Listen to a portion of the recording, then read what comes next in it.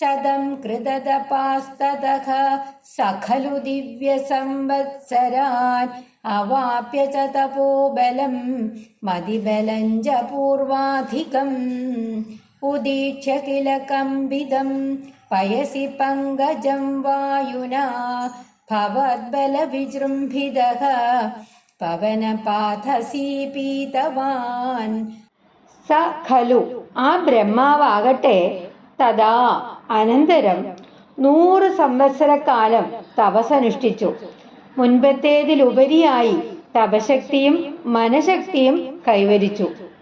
താമരപ്പൂവിനെ കാരണജലത്തിൽ കാറ്റിൽ ഇളകി കളിക്കുന്നതായിട്ട് കമ്പനം ചെയ്യുന്നതായിട്ട് കാണുകയാൽ അവിടുത്തെ ബലത്താൽ പ്രഭാവം കൈവരിച്ച് വായുവിനെയും ജലത്തെയും പാനം ചെയ്തു ഉൾക്കൊണ്ടു. ഇതൊക്കെ സാധിച്ചത് ഭഗവാന്റെ കൃപാ കടാക്ഷം കൊണ്ട് മാത്രമാണ് എന്ന് ഞാൻ സൂചിപ്പിക്കുന്നു. ശ്രീ ഗുരുവായൂരപ്പാ ശരണം.